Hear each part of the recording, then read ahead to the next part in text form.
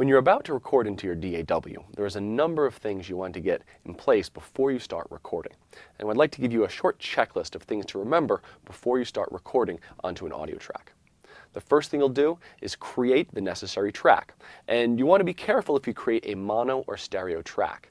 And remember, the mono or stereo designation is really talking about the input of the track.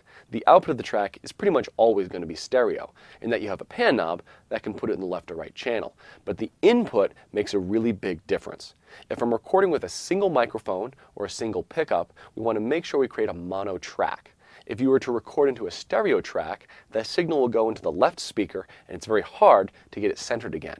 So, make a mono track most of the time. If you're making a stereo track, that would be for maybe a synthesizer that has a stereo output, but most of the time when you're recording audio, it's going to be a mono track. You make your track and then name it.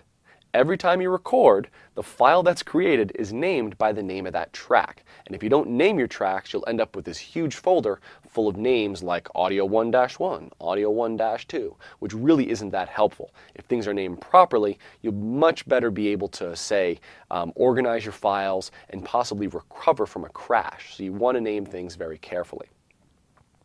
The next thing you want to do is set your levels, and we talked about the level setting procedure in a previous week. Just review that and make sure you do all that in the proper order. Remember, turn down your gain, plug in the instrument, turn on phantom power, check your settings.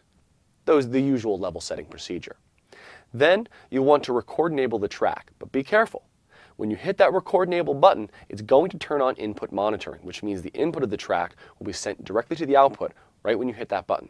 And this is a chance that you really can get feedback. If you have a microphone in the room and you have speakers active, when you hit that record button, you may get feedback, so be very careful. In fact, I would suggest for this whole procedure, if you're recording someone else, tell them to take off their headphones. And for yourself, bring down the level of your speakers. You really want to avoid those kind of loud feedback moments. Your performer will never do a good performance if they get that loud feedback once, because they'll always be worried every time you reach for the mouse. So be very careful with their ears and your own. And I would suggest after you have everything set, that's when you bring up the level of the speakers.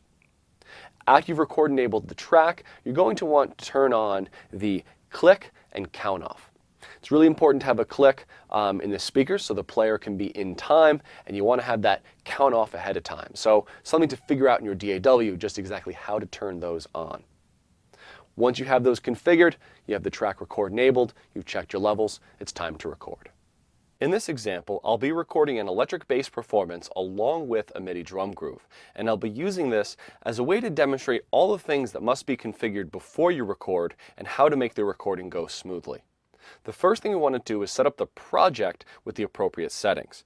Now I'm plugging my bass directly into my interface, so I want to make sure my buffer size is low so I can reduce latency and play it in time as best as possible. Let's start with the audio preferences. I've chosen my input and output device, and I have a low enough buffer size for kind of in-time recording. I have my bit depth set to 24-bit recording, and I'm also going to check and make sure in the project settings my sample rate is 48K or 48,000 Hertz. Everything looks set up properly there. I'll need a new track to record onto, and I'll be creating a mono audio track since this is a single channel device. It's a single cable plugging the bass into my interface. I'm only recording one channel, so I'll set the format to mono. I've plugged this into the second input of my device, so I'll choose input 2, and I'll create it right now. Now before I hit record, I want to be very aware that as soon as I hit record, the audio from my bass will be going to my speakers. Not a big deal now, but if it was a microphone, something I really want to be aware of. I'll record enable this, and earlier when I had plugged in my bass, I had turned the gain, the input microphone preamp gain, all the way down. I'll play a note on my bass and turn up that microphone preamp gain.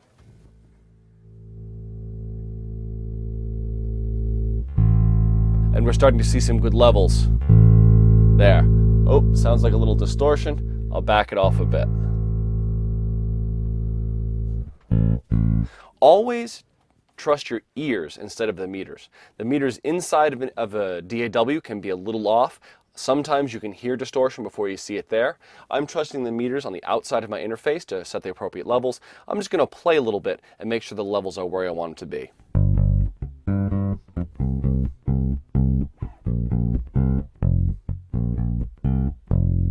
And I'm hitting about 3/4 of the way up on my external meters. I'm kind of in the yellow, which is perfect.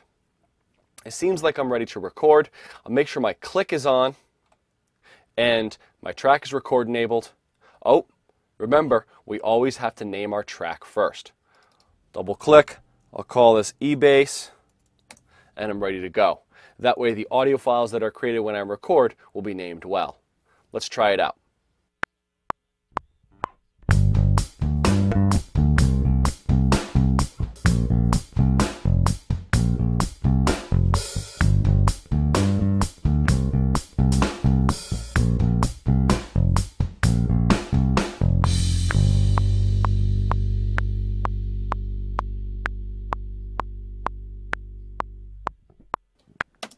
All right, I'm happy with that performance. Let's hear it back. I'll turn off the click and try it from the top.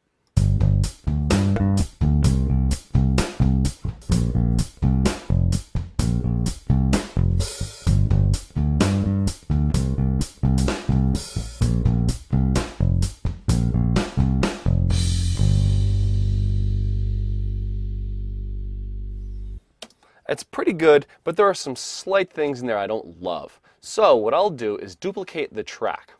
Let's create another copy of it. Call this eBass 2.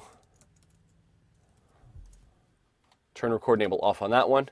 On this one, I'll mute this track so we don't hear it, and I'll take another try at this.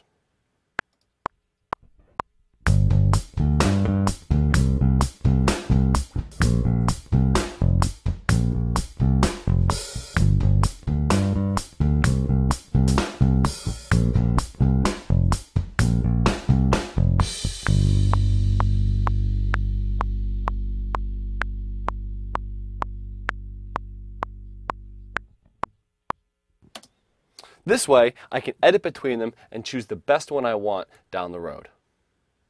Now that I've done some recording, I'd like you to see what was created in the hard drive. This is the project folder.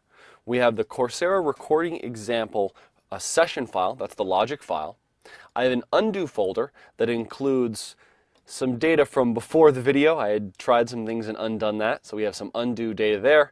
And I have an audio files folder that includes all the recordings as separate audio files.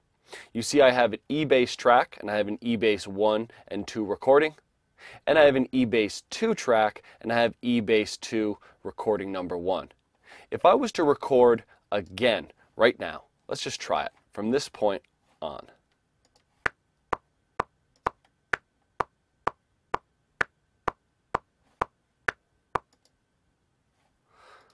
We get another eBass 2 number 2, and we get a recording called eBass 2 number 2 WAV file in our hard drive. No matter what you're recording or which DAW you're using, the steps are going to be the same. First, you'll check your settings, then you'll create a track, remembering to choose mono or stereo depending on your input. You'll have to name the track, record enable the track, set your levels using the microphone preamp, enable your click and count off, and then hit record. If you don't know how to do those steps in your DAW, I'd like you to take a moment to go to your program and figure it out now. If you're having trouble figuring this out on your own, please go to the forums and ask there. I'm sure there's someone here that has experience enough to help you through setting up recording in your DAW.